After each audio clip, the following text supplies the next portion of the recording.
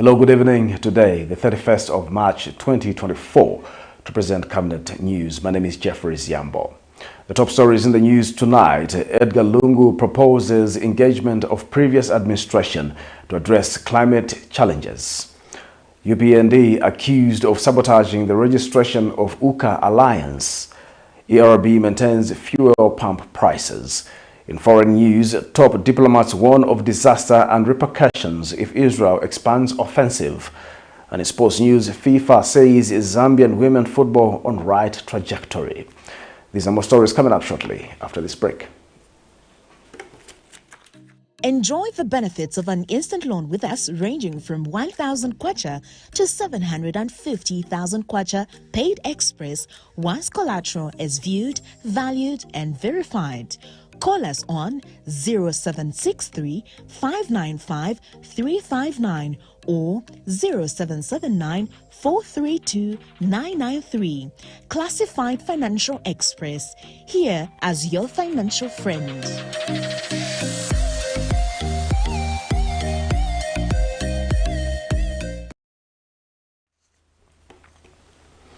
Hello again. Camnet Television main news in detail. The Concerned Citizens for Justice and Human Rights organization has advised women in Lusaka's Kanyama compound to resist the temptation of alcohol abuse and embrace avenues for empowerment, such as the Constituency Development Fund (CDF). The non-governmental organization, based in Kanyama Township through its spokesperson Moses Shauti, has observed with concern the level at which women in the area are abusing alcohol, citing poverty as one of the major factors. The organization believes that by supporting women in Kanyama to access these funds, they will be able to start their own businesses and improve their economic situation, which may reduce their reliance on alcohol. More in this report. Concerned Citizen for Justice and Human Rights, a non-government organization dedicated to safeguarding individuals' rights, has voiced deep concern over the persistent issue of alcohol abuse among women residing in Lusaka's Kanyama compound. The non-governmental organization, based in Kanyama Township, believes poverty is one of the major factors contributing to this issue. Recognizing the urgent needs for intervention, the NGO has issued a heartfelt plea to women in Kanyama compound, urging them to resist the temptation of alcohol abuse and embrace avenues of empowerment. One such avenue highlighted by the organization is the Constituency Development Fund, CDF. The Constituency Development Fund, CDF, is a government initiative aimed at providing financial resources to communities for development projects. The organization believes that by supporting women in Kanyama to access these funds, they will be able to start their own businesses and improve their economic situation, which may reduce their reliance on alcohol. A lot of women this time, they're engaging themselves so much in alcohol abuse. I think it's very, very sad. The best they can do for now is to take advantage of the CDF, which is readily available. In that way, they are going to be empowered, and of course small businesses will be boosted as a result of the CDF, which government has implemented. The other thing is that women should also engage themselves in different trainings, like poultry, of course chicken rearing. This will end these vices of alcohol abuse. In light of recent developments, including a compelling story aired on Camnet TV, where a woman vowed to abstain from alcohol abuse once empowered with business capital, the NGO emphasizes the transformative power of economic empowerment in combating substance abuse and fostering positive change within communities. Women, please, we encourage you, visit your nearest constituencies wherever you are, especially in Kanyama. Take time to go to the constituents where you find out the programs that the MP is having for you, and that will help you to discover, even to find out what the government has planned for you, unlike going to taverns in the morning. Miriam Kemba reporting for Camnet TV News.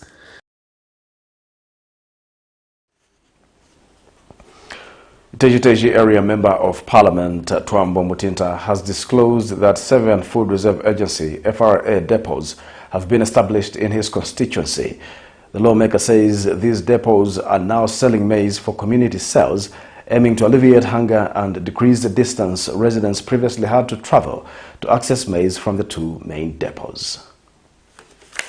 7 depots have already been opened in Teji, and these depots have started receiving maize for community sales from FRA. This is going to help in mitigating the hunger situation, and it was also going to help reduce the distances that our people are covering to go and access maize in the 2 main depots, one which is at Mbira, the other one which is at Teji Central.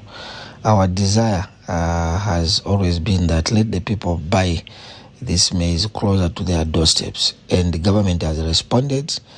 Therefore, the 7 depots have started slowly opening to the public. However, we also have another area under Chieftainess Moezwa where we don't have a functional depot in the last 2 farming seasons, and we want to appeal to FRA to also ensure that that community has a temple depot established that will enable the people buy maize, because their nearest point of buying maize is Mumbra, which for me might not be ideal.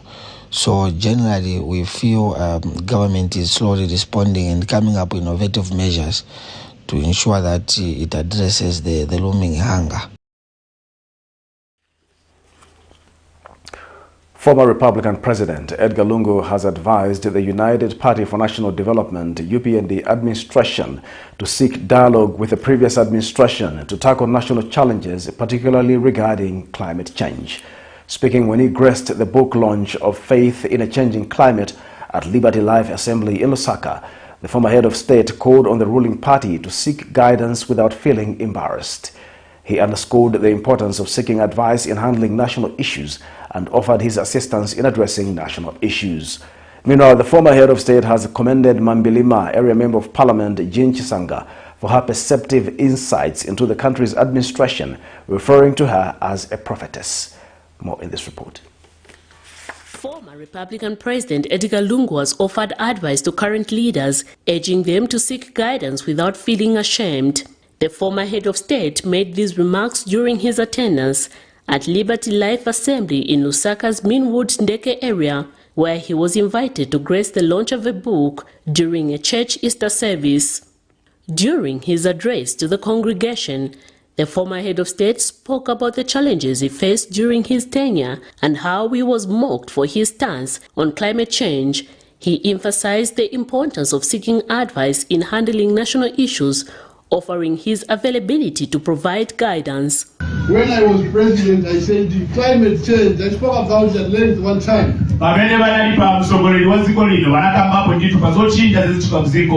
And somebody says it's lack of vision. Today, we have indicated, you and me, that the problem.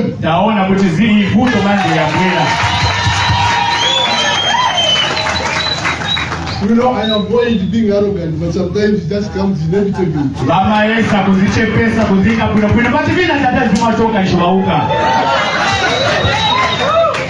My message is that please ask your neighbor if your neighbor knows it better. Don't be ashamed of asking your friend that. He also praised Mambilima area member of parliament Jean Chisanga, referring to her as a prophetess for her insight into the country's administration. Young lady, what's your name from Mambilima? Come and stand with me here.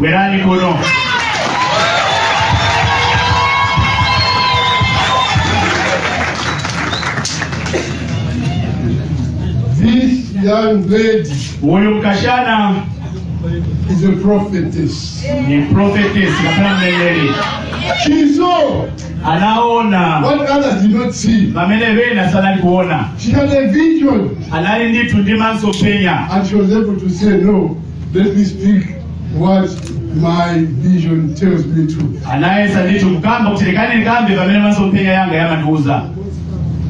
To our Reverend, thank you so much. I don't want to waste your time. But I should thank you for being a truthful witness. The former head of state was accompanied by the United Kwacha Alliance, led by interim chairperson Sakwiwa Sikota, as well as members of the Patriotic Front. Miriam Kaimba, reporting for Camnet TV News.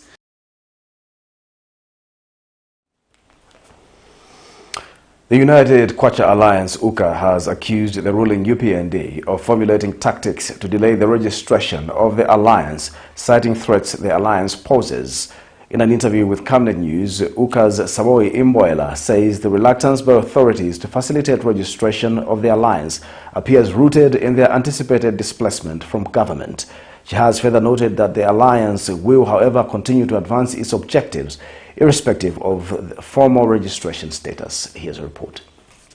The work of democracy, tolerance of divergent political views is key in fostering an enabling environment for citizens who wish to assume precedence to participate in the development of the country. Zambia, being one such nation, it is important that it embraces the agenda of citizens of different political opinions to have their way on the ballot so the citizenry of the country can decide their fate. Accusations have been leveled against the United Party for National Development UPND for employing tactics to prevent the registration of the United Kwacha Alliance UKA, citing the UPND's fear of being displaced in government. In an interview with Camnet News, UKA media chairperson Saboy Imboela has challenged the UPND to stop influencing decision-making of the parties involved in the registration process if indeed they are not threatened by the alliance. The UPND keep on saying all these things about UKA, and they're saying UKA is not a serious alliance and stuff like that. Why are they failing to register an alliance which is not serious? They know that the alliance which is going to take them out of power is certainly UKA, and that is why they're doing all these delaying tactics. From the time that we announced to the public that we're going to have this alliance and we're going to register it and all those things, they have done all sorts of tricks to ensure that we don't even register. Just what is this? The reviewing of our fingerprints had to go all the way to the Inspector General. So just yesterday we got a call that the constitution that we had submitted can't be found. So we had to resubmit the constitution. So there are all these delaying tactics because they should have answered us by this week to tell us how far they have gone in terms of clearing our fingerprints. So just a clearance of the fingerprints is a whole Inspector General that is being involved. She has, however, emphasized that despite the unnecessary prolonged registration process, the alliance will continue on its agenda until it meets its desired objectives in 2026. Stood as individual political parties. So even right now, we can register UKA or not if we wanted. Just that we chose to register it. But whether they register us or not, the Zambian public needs to know that whether they register us or not, then it really won't matter. Because if they register us, maybe we can say, all of us stand on UKA. Maybe that's what we can do. But if they don't register us, well and good. And people also need to realize that the constitution right now has changed. A long time ago, when UDA was registered, you could stand on an alliance as people or political parties that you wanted to stand on the alliance name. But right now, the way the constitution is, you can only stand on a political party. So when we register an alliance, it's still up to us to decide how people are going to be standing when it comes to elections. So what the UPND is doing in terms of their mingalato to destabilize UKA and everything, it really won't work because UKA is a people's movement, and whether registered or not, will continue operating. Right now, on Wednesday last week, UPND Lusaka Province Youth Chairperson Anderson Banda said the ruling party was not intimidated by the UKA alliance. Mr. Banda also accused UKA of being a cartel with the sole purpose of disseminating falsehoods and fostering animosity towards Republican President Hakainde Hichilema. So you create a company called UKA, you create a cartel called UKA, with one aim of just fighting one citizen in the name of Hakainde Hichilema. We are not going to allow you. Be ashamed that the man is even working for you, is even sorting out the mess that you created. Congo is a minimum. For your own information, it's in public domain that they put Zesco as a corrupt. Abaso tikamba zesko sembe bapoka. Sembe tilibe malaiti. The same selfish people. They never consulted anyone that which property can we put as a country as Golato. Tifuna uteka Kongole is for consumption. They did it out of selfishness. They did it out of Chanda Mwango for Camnet News in Lusaka. United Party for National Development UPND Deputy Secretary General Gertrude Imenda says the 51% shares of Mopani copper mine that International Resource Holdings retains in the mine will drive the country's economic recovery following its inactivity for 3 years. In an interview with Camnet News, the party's SG explains that the agreement between the two entities will enhance production of copper in the mine, thereby generating revenue that will contribute to the country's gross domestic product (GDP).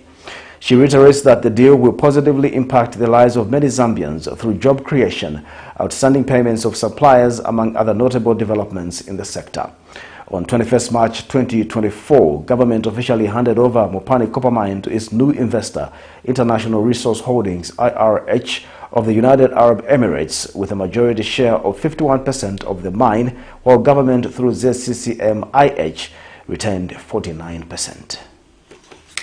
The natural capital, that is the copper underground and the minerals underground.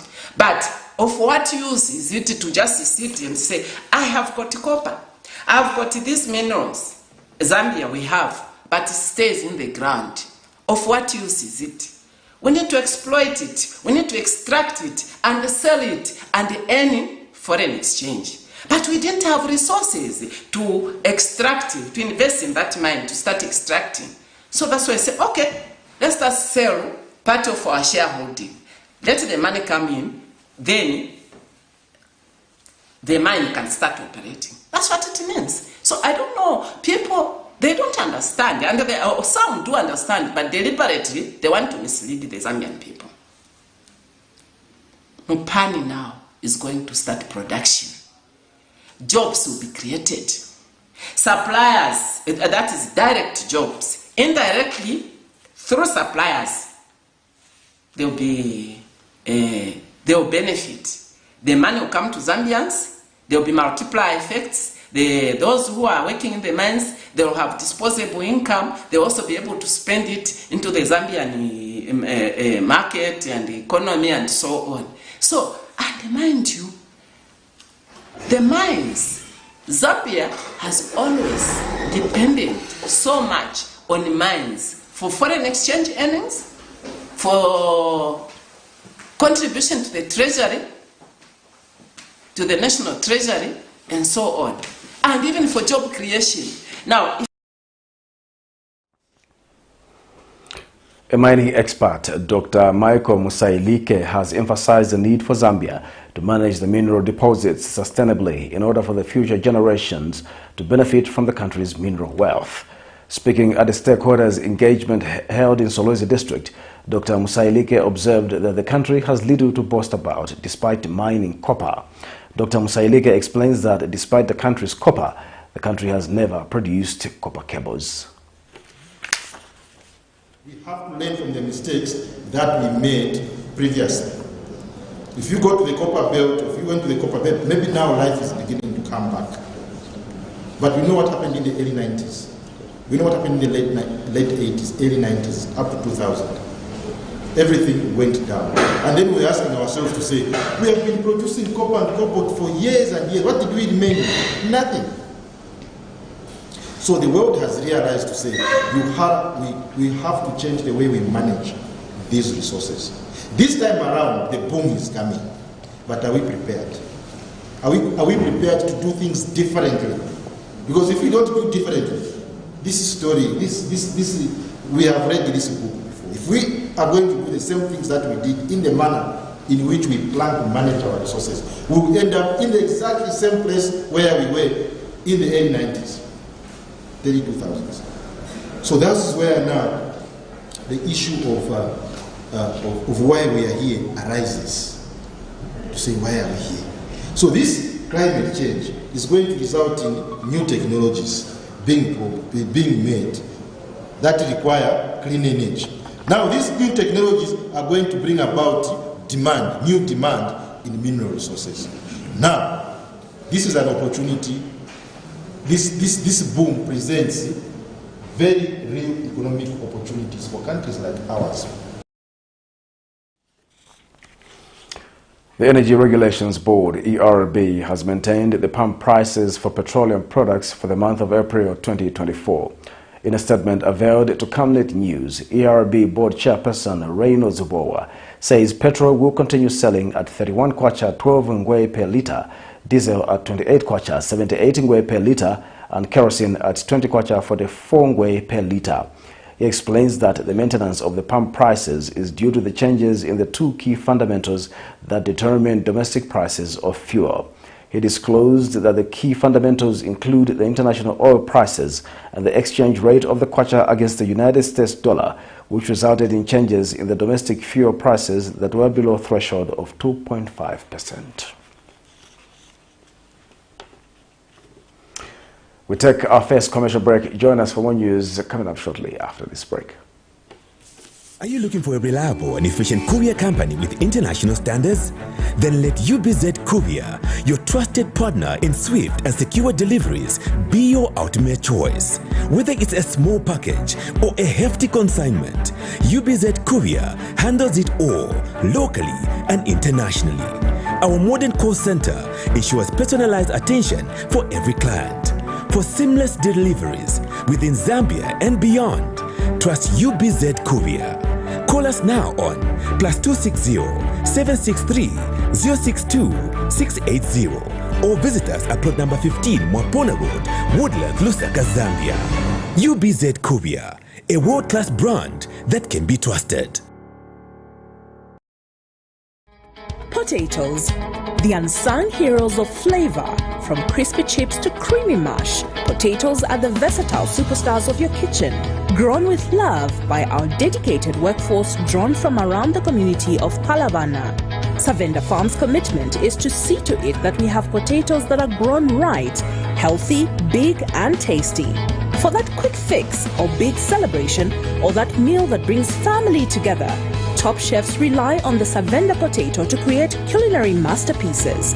And for others, it's that icebreaker to a delightful conversation. So, embrace the magic of Savenda potatoes. They're not just a side dish, they're the heart and soul of your kitchen. Savenda, save nations, develop Africa.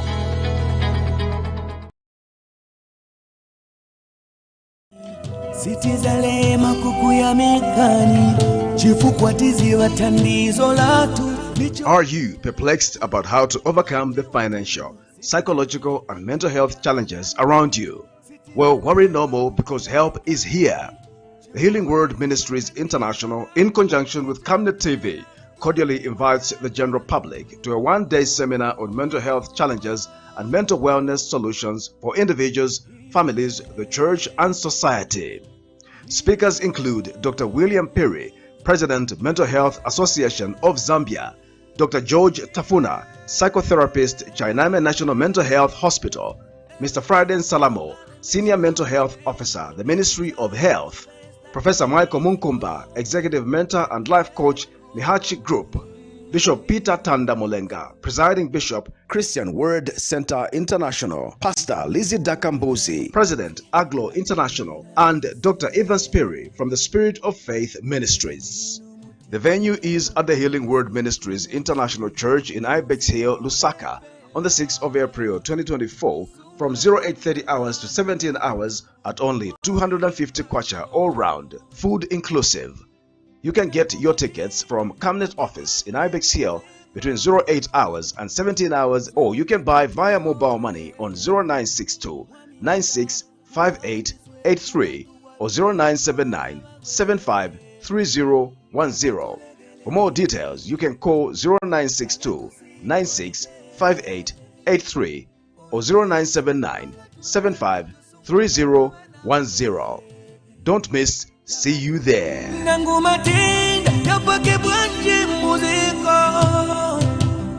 Swevota tutiowe mwamileza kulandiswe kulatu wabilila toba nabagwe tagatulegeleli.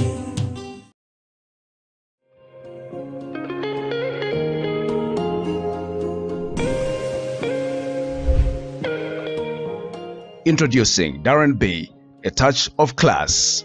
Are you looking for the perfect place to elevate your style and glam up? Look no further. Darren B Touch of Class is your one-stop destination for hair and makeup transformation. Walk into Darren B and walk out feeling like a star. Your transformation starts here. Call us on 0772 870 588 or WhatsApp on 0972 049 213 to book your appointment today. Payments are made via mobile money or point-of-sale machine. Strictly no cash payments. We are located along Mossy Road in Ibex Hill, fourth close on the left after Kalikiliki Police Post. At Darren B, we pride ourselves on our team of dedicated and trained personnel ready to pamper both women and children. Darren B is open 7 days a week from 0720 hours to 1740 hours. From trendy hairstyles and stylish makeovers to flawless makeup, we do it all. Darren B, a touch of class.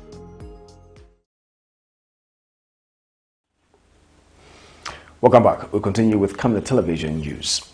The Information and Communication Technology Authority ZICTA Contact Center Agent Memory Circular says legally couples are not obliged to share their phone's passwords with their partners in the face of increasing scammers. Speaking at the stakeholders' engagement in Solwezi, Ms. Circular explains that it is upon one's choice to share a password, however emphasizing the implications. Ms. Circular says nowadays most scammers are targeting wives if they want to dupe their husbands. She has since appealed to parents and guardians to monitor what their children are doing with their phones.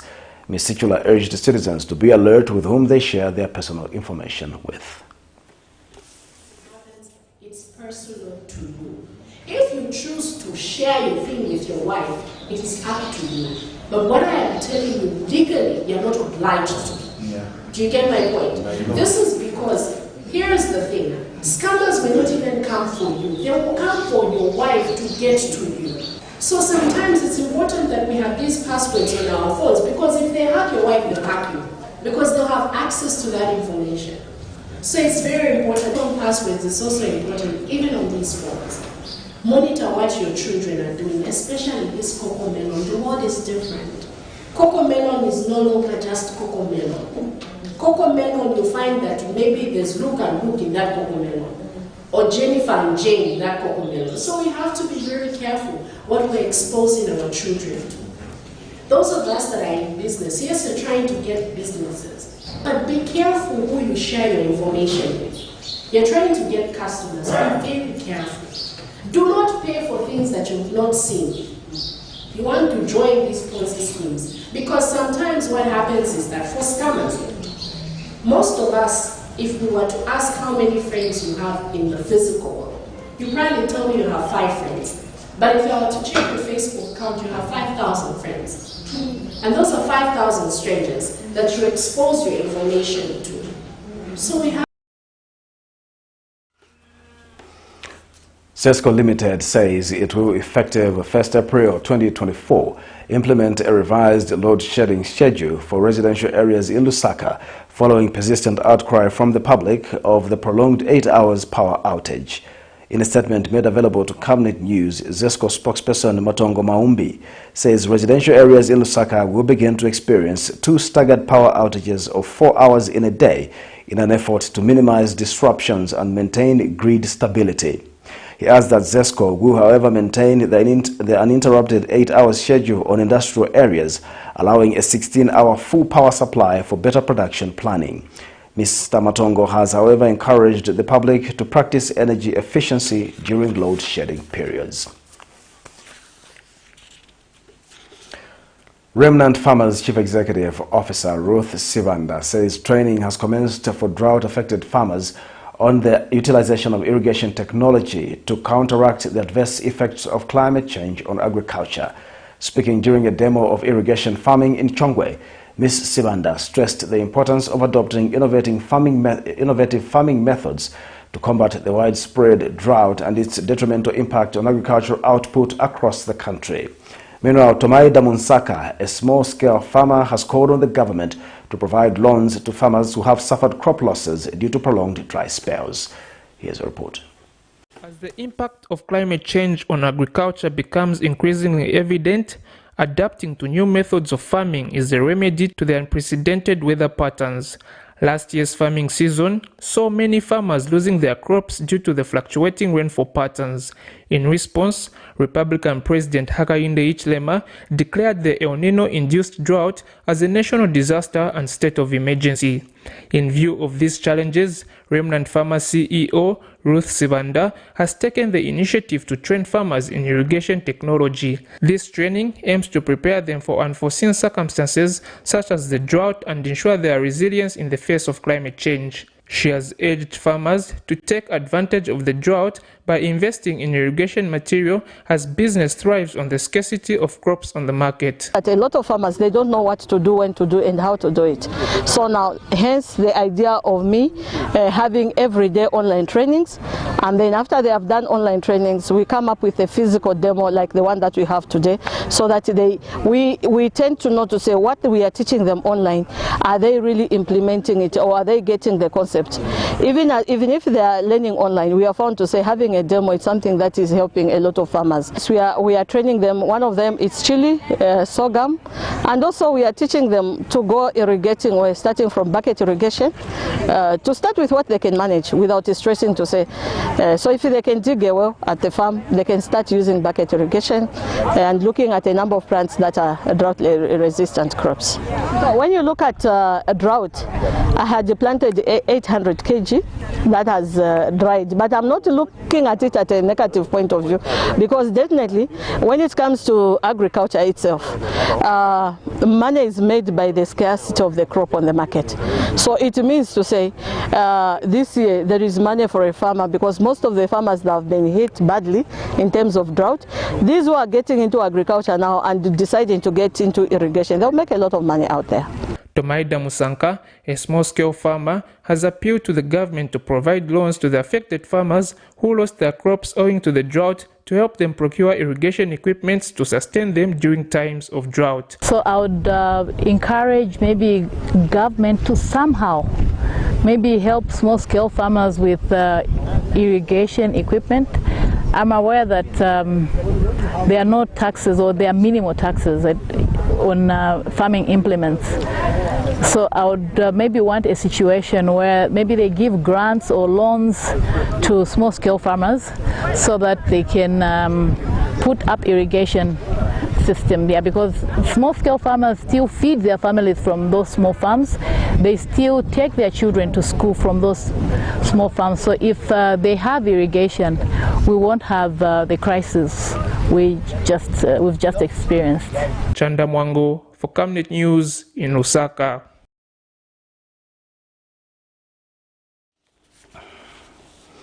We'll take our second and final break. We'll be back with international sports news shortly. Water is life. Each drop counts, and each must be cherished. Our tried and tested product meets all international standards. With our smart drip technology, we aim to deliver precision irrigation designed to reduce blockage and wastage, ensuring a high yield. RenGlow, your smart irrigation partner. Sitizalema kukuya mekani chifukwatizi watandizo latu. Are you perplexed about how to overcome the financial, psychological, and mental health challenges around you? Well, worry no more, because help is here. The Healing Word Ministries International, in conjunction with Camnet TV, cordially invites the general public to a one-day seminar on mental health challenges and mental wellness solutions for individuals, families, the church, and society. Speakers include Dr. William Perry, President, Mental Health Association of Zambia; Dr. George Tafuna, psychotherapist, Chainame National Mental Health Hospital; Mr. Friday Salamo, Senior Mental Health Officer, the Ministry of Health; Professor Michael Munkumba, Executive Mentor and Life Coach, Mihachi Group. Bishop Peter Tanda Molenga, Presiding Bishop, Christian Word Center International, Pastor Lizzie Dakambozi, President, Aglo International, and Dr. Evan Sperry from the Spirit of Faith Ministries. The venue is at the Healing Word Ministries International Church in Ibex Hill, Lusaka, on the 6th of April 2024 from 0830 hours to 17 hours at only 250 kwacha all round, food inclusive. You can get your tickets from Camnet office in Ibex Hill between 08 hours and 17 hours, or you can buy via mobile money on 0962 965883 or 0979 753010. For more details, you can call 0962 965883 or 0979 753010. Don't miss. See you there.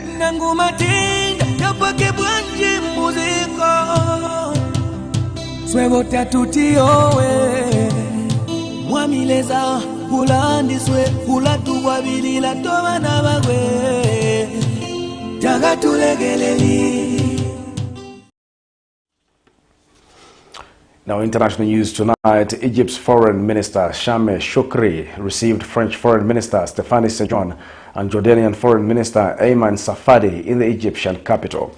During the meeting, the ministers discussed the Israel-Hamas war and Israel's looming offensive on the packed city of Rafah.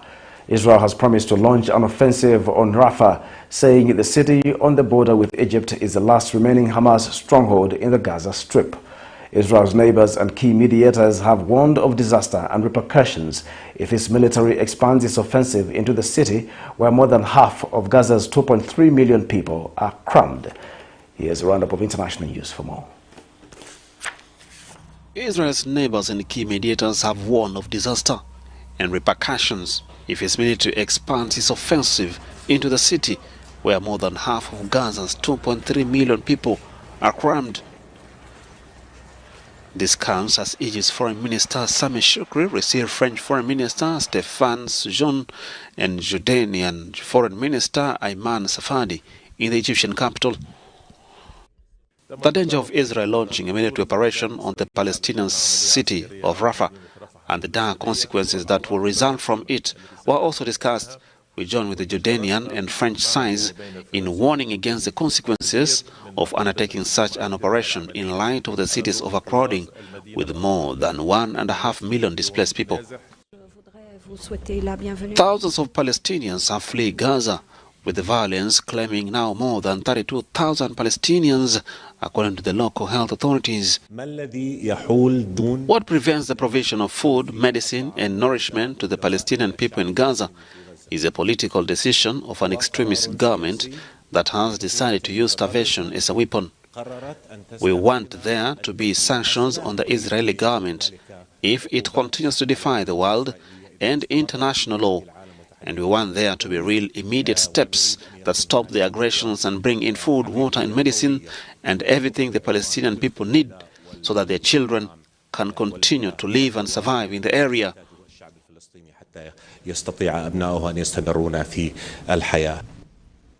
Israel responded to the Hamas attack in October with a campaign of airstrikes and ground offensive that has left more than 32,000 people dead.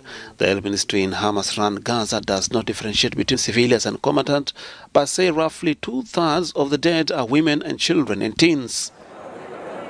Somalia made significant changes to its constitution on Saturday, granting the president the authority to appoint and dismiss the prime minister.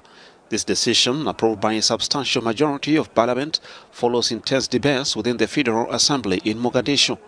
The amendments proposed by the Independent Constitutional Review and Implementation Commission, ICRIC, underwent thorough scrutiny. One major change establishes a president-appointed prime minister, replacing the previous requirement for parliamentary confidence votes. This adjustment seeks to provide more flexibility in governance, addressing tensions arising from power and resource distribution among clans and regions. The amendment constitution also introduces a 5-year term for government bodies, refers to regional state leaders as presidents, and promotes a multi-party system. However, some political figures, including some presidents and state leaders, oppose these changes, citing concerns about insufficient consensus. It is a period of intense heat and poor harvest. The Southern African region is experiencing a severe drought, with many families unable to cater for their daily needs, like food. Drought has scorched the crop that tens of millions of people grow themselves and rely on to survive, helped by what should be the rainy season. Our food situation is difficult. We only eat once a day because we have nothing in the fields, not a single grain. Everything has dried up. We also have problems with sourcing water. We'd like to request that they should assist us with water. Maybe they could erect a borehole for us. I just spoke with some of the elders from the community, and the last time they can remember this type of drought is 1947. So this is not a normal circumstance, and they say this drought now with this type of heat that they've experienced has not happened before. So we do expect, and we see that also around us, quite an impact on the agricultural production. The drought in Zimbabwe, neighboring Zambia and Malawi, has reached crisis levels. Zambia and Malawi have declared national disasters. Zimbabwe could be on the brink of doing the same. It has reached Botswana and Angola to the west, and Mozambique and Madagascar to the east. The situation is totally serious because we actually plant a lot of maize, pigeon peas, maize, and a variety of crops. But because of that period of drought, for the period of 2 weeks, it affects all the crops that we planted. And again of that, we had another experience, a certain armyworms, which is attacked all the maize around in the areas. So it's indeed a serious situation. In Southern Africa, an estimated 9 million people, half of them children, need help in Malawi. More than 6 million in Zambia, 3 million of them children, are impacted by the drought, according to UNICEF. In our sports news tonight, FIFA says there is a lot that is going right in Zambia's women football. And FA's President Andrew Kamanga says his executive will not slow down the momentum in the growth of the women's game.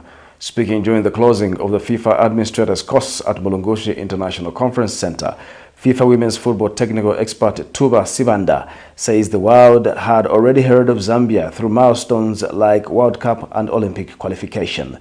And reading the speech on behalf of FA's President Andrew Kamanga, Deputy Secretary General John Simuko said the association would continue taking up opportunities to upskill administrators. Kamanga hoped that the training for administrators will be replicated in the management of the game.